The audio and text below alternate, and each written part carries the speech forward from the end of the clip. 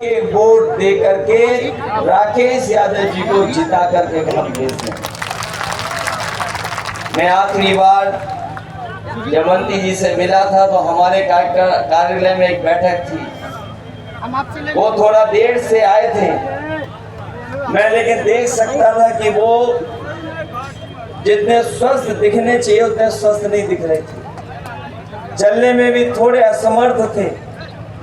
लेकिन सोचिए उनका जज्बा ये था कि अगर मीटिंग बुलाई गई है तो डॉक्टरों ने मना भी किया था, लेकिन उसके बावजूद वो मीटिंग अटेंड करने आए। मुझे याद है जब हमारी सरकार में मंत्री थे, जो वो चाहते थे वो हम लोगों ने उनकी मदद की। और वहीं जब कभी भी किसी से विभाग हमें बदल करके देना होता था तो मुझे याद है कि ऐसे मंत्री इकलौते थे कि अगर कोई भी हमें विभाग देना पड़ता था तो अपना भी विभाग की जिम्मेदारी उन्हें दे करके पूरी ईमानदारी से हम भरोसा कर सकते। इसलिए याद रखिए, उन्होंने अपना पूरा जीवन लगा दिया आपकी सेवा में। सेवा करते करते हमें आपको छोड़ करके चले गए। इसलिए हमारी आपकी जिम्मेदारी भी बनती है कि उनके ना रहने पर जो उनकी इच्छा थी कि उनका पुत्र भी विधायक बन जाए, मुझे पूरा भरोसा है कि आप लोग उसका सहयोग, मदद और आशीर्वाद देने का काम करेंगे। इधर आपने पूरे देश के चुनाव के बारे में जान लिया होगा। चौथे चरण का भी चुनाव खत्म हो गया है। अब आपको और आगे 7वें चरण तक वोट पड़ना है। जो मैं देख रहा हूं, जनता का गुस्सा भारतीय जनता पार्टी के खिलाफ बढ़ता चला जा रहा है। जो गुस्सा पहले चरण में था, मैंने अपने खुद के चुनाव में देखा।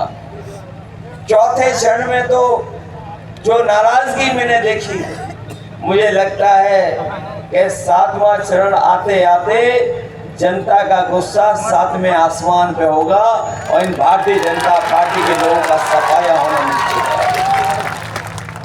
ये भारतीय जनता पार्टी के लोगों ने कितने बड़े बड़े सपने हमें और आपको दिखाए।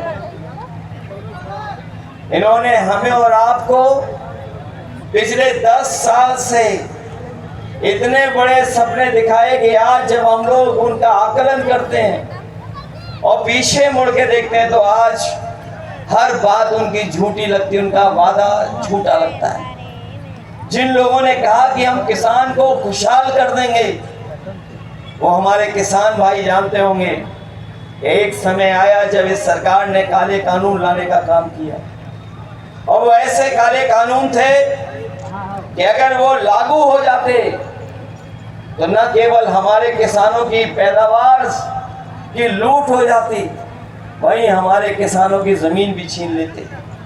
लेकिन मैं बधाई देना चाहता हूं तमाम अपने किसान भाइयों को जो दिल्ली जाकर के धरना देने बैठ गए।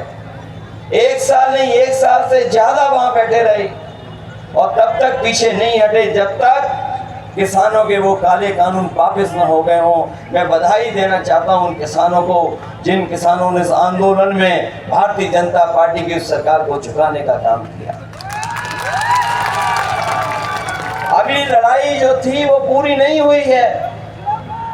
एमएसपी को लेकर के भी हमारे किसान समय समय पर मांग करते हैं। जो कहते हैं कि किसान खुशहाल हो जाएगा, विकसित भारत बन जाएगा, मैं उन्हें कहना चाहता हूं खुशहाल किसान और विकसित भारत तभी होगा जब हमारे किसानों को एमएसपी का कानूनी अधिकार मिल जाए।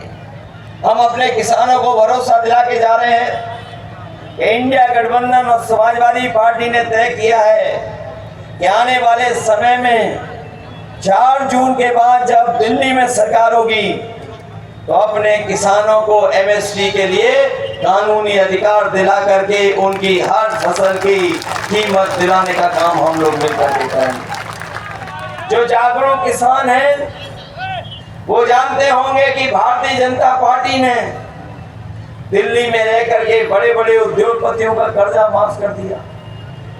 अभी तक जो आकलन हुआ है वो 16 लाख करोड़ से ज्यादा का आकलन है कि पिछले 10 साल में बीजेपी और उनके सहयोगी साथियों ने बड़े बड़े उद्योगपति, बड़े बड़े कारोबारी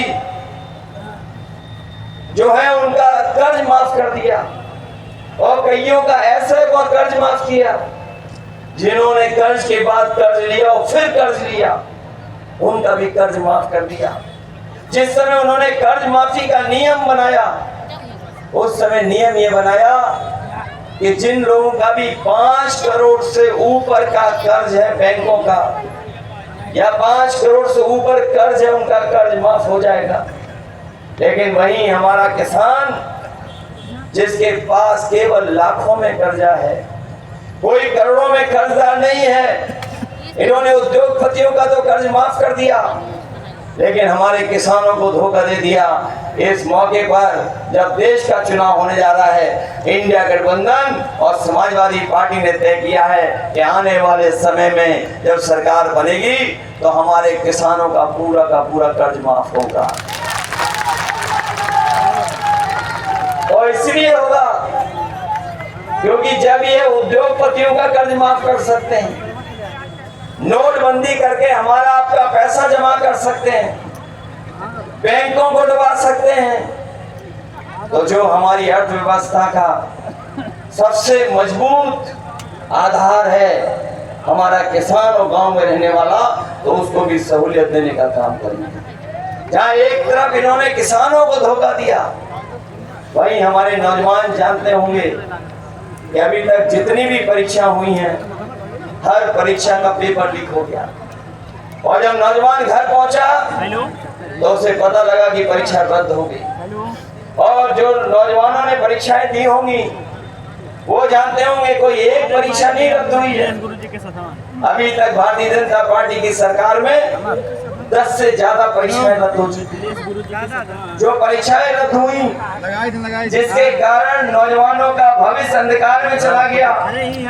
मैंने कई मौकों पर कहा कि ऐसे हमारे 60 लाख नौजवान हैं और 60 लाख के खिलाफ खड़े ही हैं और अगर इनके माँ बाप को भी हम जोड़ दें तो एक परिवार में जिनके परीक्षा लिखनी थी, परीक्षा का पेपर लीक